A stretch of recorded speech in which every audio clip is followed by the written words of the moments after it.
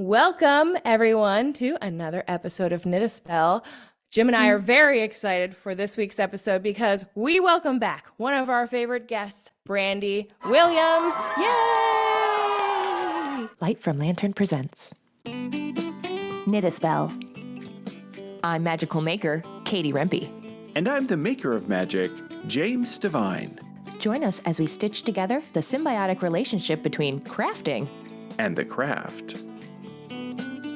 You might remember all the way back in episode 45 when we had Brandy on originally to talk about her book, Chord Magic. She's back again, and this time we're talking about the magic of colorful chords. I'm so excited to be here.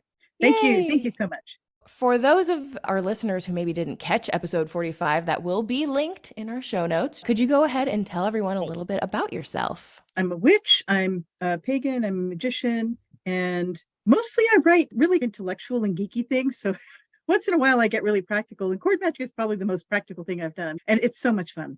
Since Chord Magic has come out, how has it been received by fellow magical makers? It's been so much fun and so exciting. I got to do a presentation in person this year, first time since the pandemic. And I went to a conference and I had scheduled these kind of intellectual presentations. And I got there and I realized that I was in person with people and I could teach chord magic. And I hadn't put a chord magic on the workshop schedule. Now with chord magic, that you can use any kind of technique you want to and read the book and learn a bunch of stuff about it. But there's a particular technique of twisting a chord that took me a whole chapter to write, and it takes 3 minutes to teach people. So it's way easier to do in person. What I did was I went to the local store and I grabbed a whole bunch of yarn and threads, and I had a table where I was selling my books. So I put the threads at the end of the table, and then people would walk by and buy books and come to talk to me. And so I go, hey, you want to learn how to twist a chord? So I got to teach a whole bunch of people. And it was great because I got to teach them one-on-one. So I got to see exactly how they responded to it. I have both the experience of the book selling, and it's selling well. It's in Spanish, which is great. Magia das cordas. Ooh, bueno. So it does well. And also I've gotten a chance to be with people and teach a whole lot of people individually how to do it. And it's fun. People really do enjoy very much learning how to do it. And there's the twist, like at the end of it, when you're twisting a chord, it goes zzz, and people's eyes will just light up and they'll get really excited about it. I love that very much. Oh. I love this. It's so accessible and such a rudimentary thing to really understand chords from a magical perspective. It takes your intellectual geekiness that you mentioned and it puts it into something that's really applicable. So you'll get so much more out of this book than just chord magic. You'll get witchcraft. So I love that. We have a theme this season all about color. On page 67, you start in on color. And what I love first is you talk about, hey, reader, what's your association with color? Before we get into what are the associations or whatever with color, which are very, you say, dependent on socialization or culture, you ask the reader to say, what is your association with color? And I think that's really powerful. How do you think color influences magic? Color is light. And color reflects the world around us. Color is the way that we can actually see what's happening around us. And so that's why it's so really fundamental. And color is something that's been important to people for a long time. I think we just had a recent discovery about more Paleolithic color palettes. So color is something that we've really reached for as a species to understand the world around us. And so people use color in lots of ways around the world culturally. People use color to reflect, to tune into the world, like to tune into seasons. In India, women wear saris that are color-coded to the season. Then Japanese women also do that. They'll color code their kimonos to the season. And then there's a festival called Navaratri in India where every day is associated with a different color. And so women can change their saris to according to that. So it's a way to tune into different aspects of the goddess Durga, for example. Blue is a color that in the Bible is associated with the sky. It's the color of the robe of the high priest. And it's the color of Mary. And in Greece, it was the color of Minerva. So maybe that's where Mary got it. So it has these sacred connotations to us too. Red is the color in the Catholic Church of cardinals. So they'll wear specific colors. and specific colors are associated with royalty. Purple in Europe was associated with royalty. So we code like things that are important to us by specific colors. Oh, I forgot saffron robes, right? So in Buddhist robes, Buddhist monks will wear robes that are colored like the color saffron. So you can look at a saffron robed person and see that they're putting on something that identifies them to people as a holy person. So I think color it's really fundamental to the way we react to the world. I know that in ancient Greece, we see the white marble statues today in ancient Greece, but research shows that those were elaborately, and we would say even garishly, painted in wild colors, almost to be realistic. When you say saffron-robed monks, I think of Hecate, of the saffron robes. And we think about Hecate today in North America as this like goth witchcraft and the underworld. But in ancient Greece, when we look at some of the writings and things about Hecate, no, she had saffron robes. Katie's favorite color, as we learned, is this sort of saffron, golden, amber color. It's very interesting to think about those connections through color. Mm-hmm. Yeah, and I love the images of when museums go and reproduce the colors that should actually be on the statues. They'll do images of that, and they're really bright and really, really vibrant. So I just love that. I have an Hermes that's been painted with blue and gold that he's holding his caduceus. Yeah, it's a very good point. As someone who has advised folks on taking time to develop their own color correspondences, why do you feel like making your own is more powerful, more meaningful? Oh, I think that it's important to understand what your associations are. And one of the reasons I wrote the book like that is that I really I think it's important that we know that we bring meaning to magic, that we can make our own understanding of magic, that it doesn't have to be handed to us. And I want to say, so I went to this event and I went to a store and I got a bunch of cords. So I got this. And I brought it home with me on the train because it was so pretty and so beautiful. And I've been making so if you're all just summer listening, what is happening is Brandy Williams is holding up a box with these vibrant colors of threads or cords in this box. And oh my gosh, this is a moment when you have to pop over to YouTube and look because it's so good. Oh, yeah. And while you're there, subscribe. Yeah, but why not? anyway, go and look at the Click. colors that Brandy's holding up. Click subscribe. Yeah. So I hold this up to people and I say, let's make a cord. I say, you're going to need 3 threads. You can pick any number of colors, at least 3. And I find that what they do is they want to have different colors and everybody immediately knows what color they want. It's not something that people have to sit down and think about generally, right? Okay. And they know why they have that association. So someone says, I want to do fire magic. So immediately grabs red and gold and yellow. Once in a while, people do have to stop and think. I have a friend who wanted me to autograph her book. She came with a book that had tabs along the edge, which is really fun. And she had taught herself how to do the twist from the book, which was thrilling. I'm like, good, people can actually do that. I have a proof of concept. But she wanted to make a decision. So it took her a while to figure out what color would help her make a decision. And so that was a time that somebody really had to think about it. But in general, people know instantly what the color is that they want, and it's the way that they respond. So when I say you can have any number of cords that you want to, I did a whole chapter on number. People don't care. What they care about is the color. Then it turns into something else when you twist it. So when you take 3 threads and put them together, they become this variegated thing, and the color emerges of the energy that you're going to work with. So I think it's great. So you can think through what is your color. I did that. I said, okay, for me, yellow is the color of happiness. So I use a lot of yellow in my work. Or you can just say, at this moment, this is the thing that I actually need. And people will pull a color and maybe not even know why it is that it's attracting them, but that's what they need right then. And then the answer will emerge as they work with the chord. That color is their medicine. That's what one of our previous guests said. And that's why you're wearing it or you're going towards it or whatever. It's all in your life at this point because it's offering you something that you need, even if you don't know.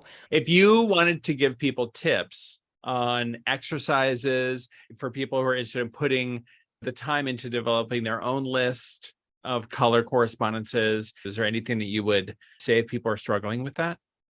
Yeah, I said that people will know what color they want and why they want it, but sometimes you want to think through why that is. For me, writing a book was really great because it made me sit down and think about it.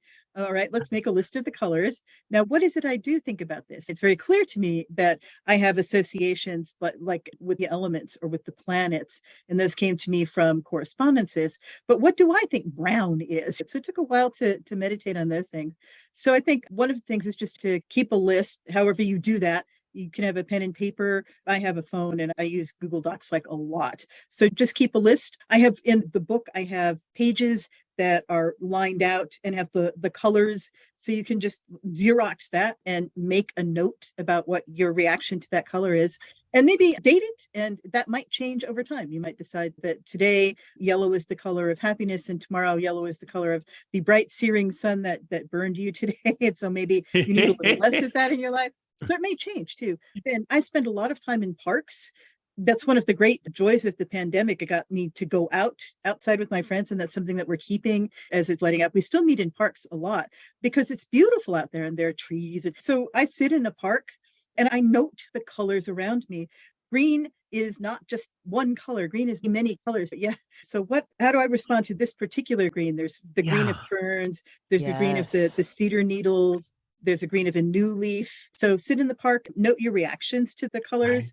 Then look in your closet. Like, what colors have you been wearing? What has attracted you? Yeah. And has that changed over time? I love how in the book, you really talk about the light green, dark green, just not just green. And so this is a sort of a takeoff of, there's about 18,000 different shades of every single color.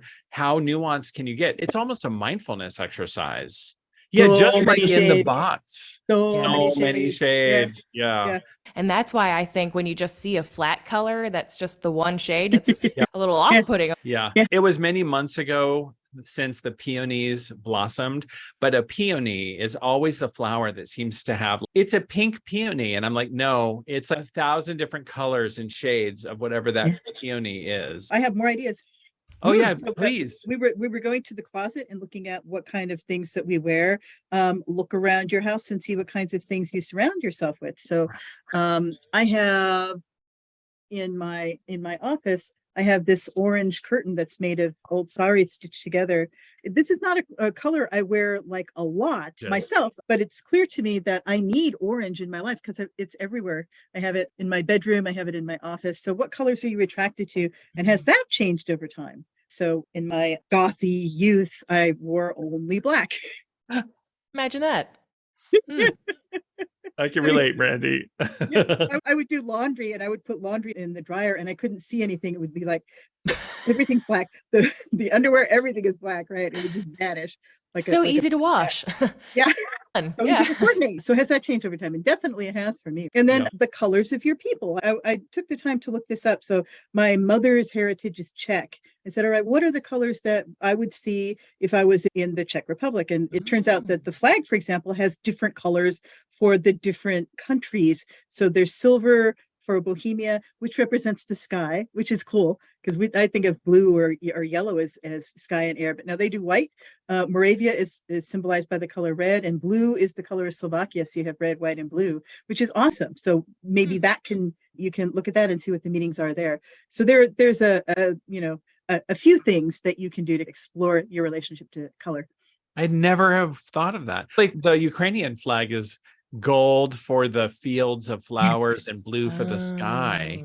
And I had never thought about that. Those amber waves of grain in Ukraine is the gold.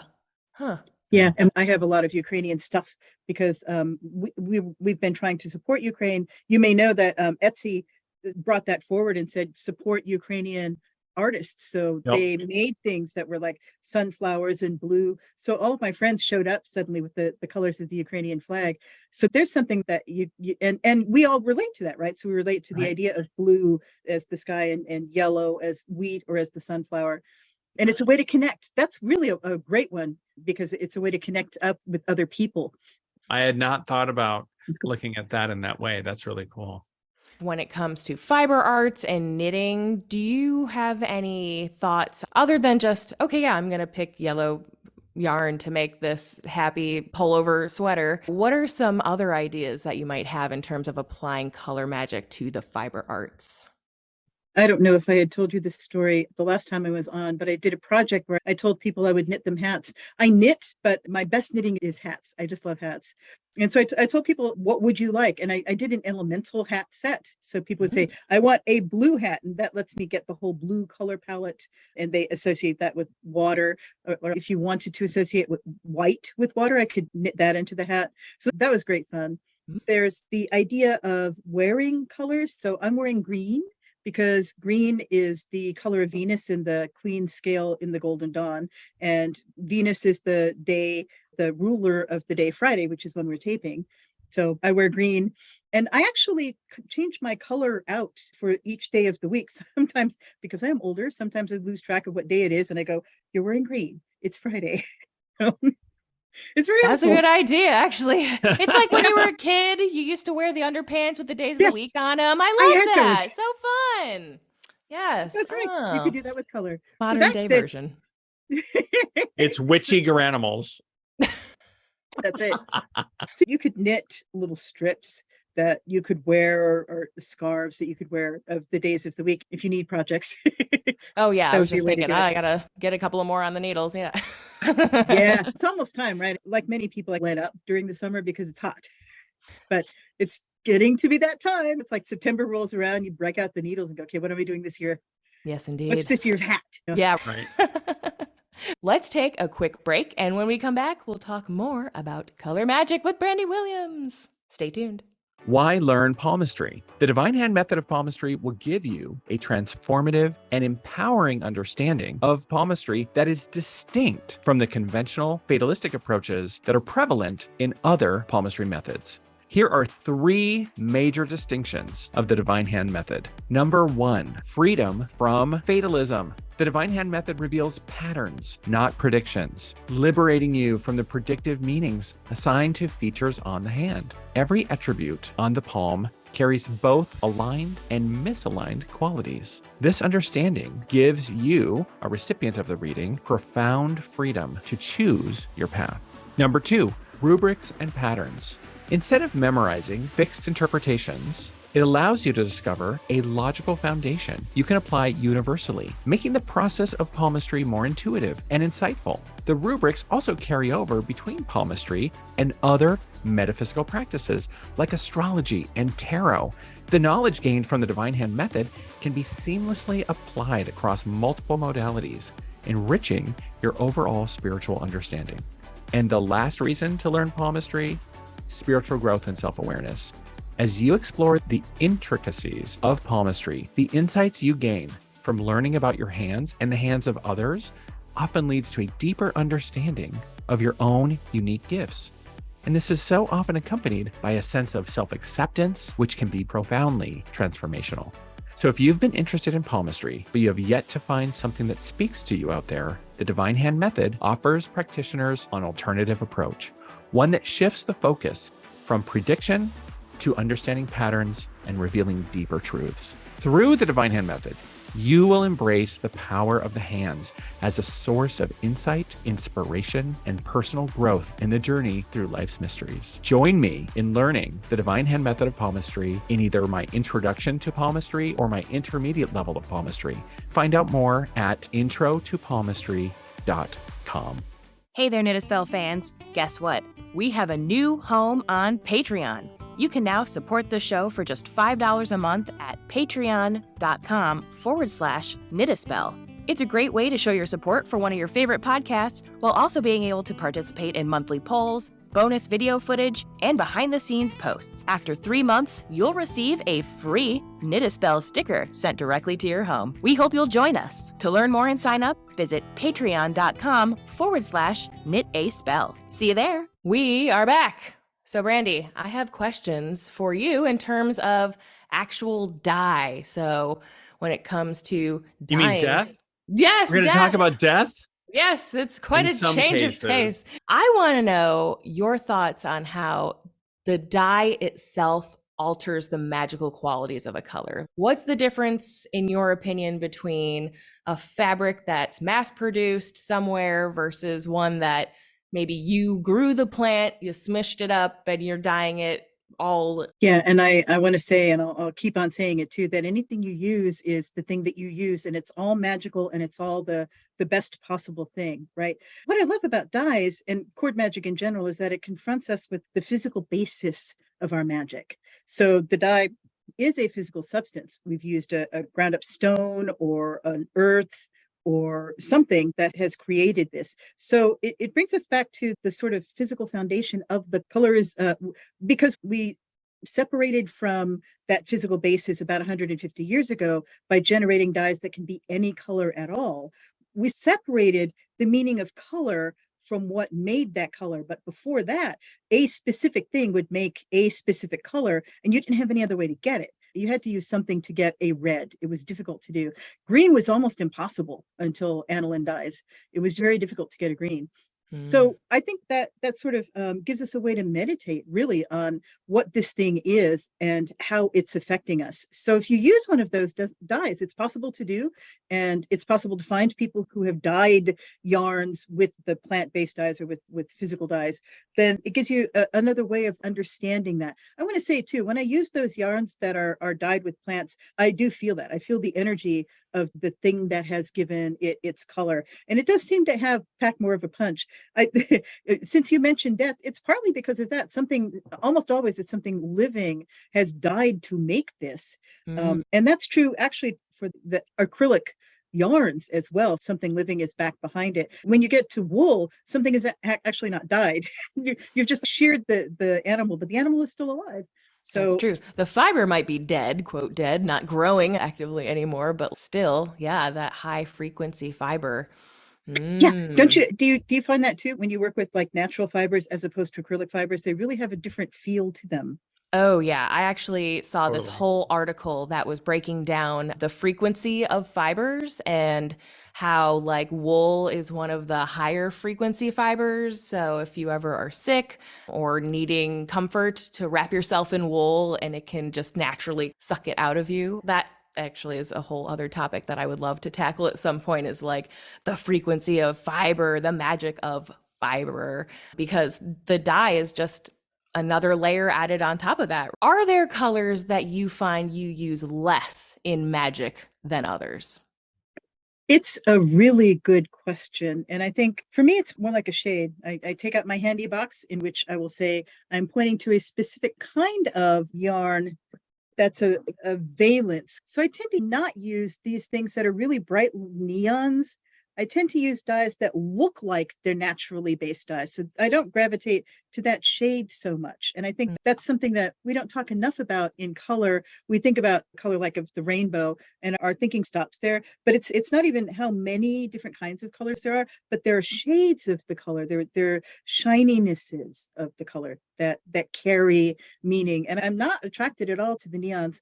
I'm less attracted to the pastels and very attracted to the royal colors, the really deep, true blues, for example. I tend to react more to shade than to specific color. But brown is hard. I don't use brown much. Brown Yeah, was always those- one of the less selling colors back in my yarn days too. So yeah, Yeah. I think that's a lot Maybe of in the people. 70s it was popular. Oh my gosh, yes, it really had its heyday. Maybe that's why. I can imagine some of those artificial or some of those colors that we don't really see much in nature. It is interesting to think about that, Brandy, of the color bands or those color families that we might not see so much in nature, might be hard to imagine in a magical setting. And yet, when I do dye things with onion skins, or if I'm using something like cabbage, a lot of times the dyed color does end up kind of pastel, even though the cabbage itself was a really vibrant purple. It's hard to take. Don't wash it because then it's white again. Yeah, it's not color fast. Yeah. Yeah. It's just thrilling to talk to somebody else who's actually done that. That's really fun. And it gives you that it's again, it's not so much the pastel as it's a kind of valence or shade, and looking at it that you have dyed it yourself. But turmeric, I have to say, turmeric gives you a nice bright color. That's true. Whether it's your fingers or whatever it comes in contact with. There's another thing too about color. Actually, I was thinking about it as you said, what colors do you gravitate to or not? That actually also changes with the season. And this is something we all do, right? In the springtime, the nature is putting on a show after a long like dormancy where we get a lot of bright pinks and pastel colors. So I'll gravitate to using those in my magic and using those in my other work. And then in the fall, everybody starts putting on the brown and orange. That's where brown and orange come into their own. And then summer is all about the really bright colors, the reds and white. There's this idea that you wear white in the summer. And then in the winter, we wear dark colors or neutral palette colors. So I think that's something that again reflects in our magic, what's going on in the world around us. Here's an Aries question from your local resident Aries. Brandy, you only got one color to use for your magic. Pick it. Red. Oh, Red. Aries. Red. And it was an Aries answer.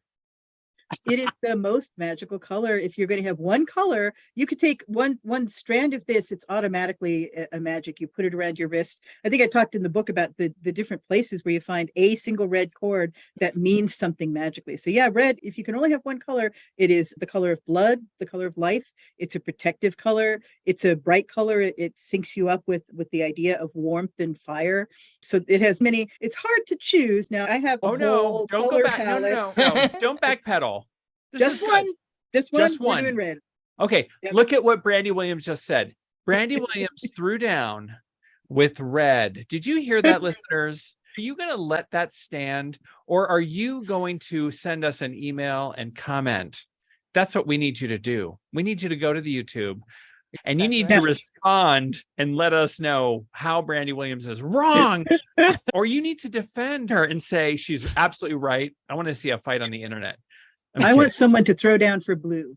Blue is a really good choice also. And I also want to see somebody throw down for something that's not one of the rainbow colors. Light green, right? Puce. Go Puce. for gray. Come on, Puce. Yeah. Someone. Oh no, there's no excuse for puce. There's no excuse for puce. Brandy, this is so much fun. Before we let you go, please tell people where they can find you, what events you might have going on, what books may be in the works, all that fun stuff. You can find me as Brandy Williams author. There are so many Brandy Williamses in the world. So Brandy Williams author is what I have. My webpage, brandywilliamsauthor.com, Facebook, not there too much, but I do occasionally post Brandy Williams author. Instagram, I do more on Instagram, Brandy Williams author there. I have a Patheos blog called Star and Snake, which I actually posted recently about going to Babylon Rising. I put a picture up of the chords at the end of my table. And what I'm doing, I'm actually going to be doing one of the presentations at the Sisterhood of Avalon Ninefold Festival. I'm going to be talking about trees. That'll be fun. The magic of trees. I spend a lot of time among trees. And I'm going back to the geeky stuff, although heartfelt geeky stuff. So I am working on a book on what I call goddess Thelema, taking Thelema, which is intellectual, and taking it off of that. Let's talk about Thelema, not about Aleister Crowley, but about the goddess, about Nuit in Babylon and Sophia. And I'm going to do a course. You guys actually inspired me. You said, what are your offerings? I'm like, I don't have much. But you know what I could do? I could do a course about goddess Thelema, and that gives me a way to talk to people. I write by conversation. I like, let's talk about these ideas. And then I let that feedback in the book. So I said, okay, in October, I'm going to do a 4-class set on the goddesses, Nuit, Babylon, and Sophia. And so you can find that on my webpage. Oh, I Wonderful. love it. I love it. Yeah. BrandyWilliamsAuthor.com. Yes, and we'll link everything in the show notes, so don't worry. Brandy is genius. I love every minute we get to hang out. Thank you for coming on to our podcast once again. You're one of our favorites. Always. Don't tell exciting. everyone else. Don't Cat's tell out of the everyone bag. else. Yeah. And get this book. Buy the book. I love this book so much. Oh. Absolutely. It is one of my ultra recommended as a magical maker and person who obviously knits. Chord magic, baby. This is where it is at. So much more than chord magic. It's chord magic and so much more. And This beyond. is a good foundational book to all of your magic. We'll make sure to link it all in the show notes for easy reference, including a place you can buy it that's not that one place. Yeah, That one you can place. go to your local bookstore and ask for it, and then they'll have to order it. And you get to meet the people who run it, who are probably really cool. All right, everybody. Thank you again for joining us. Brandy, thank you for coming on, and we will see you all next week. All right, bye. Bye. Thanks for Thanks for listening. If you enjoyed the show, consider sharing it with a friend, leaving a review on iTunes and Spotify, or following Knit a Spell on Instagram. You can also subscribe to the Light from Lantern YouTube channel to enjoy full episodes of Knit a Spell and see our happy faces. You can also learn more about readings, classes, and events going on with your favorite maker of magic, James Devine, by visiting thedivinehand.com and subscribing to his newsletter. Then follow Jim's fun and interactive Instagram account at DivineHandJim. Keep up with Katie, the magical maker, by subscribing to her newsletter at lightfromlantern.com. You'll receive a free knitting pattern as a thank you gift. Then follow Katie on Instagram at lightfromlantern for even more magical making tips. See you next week.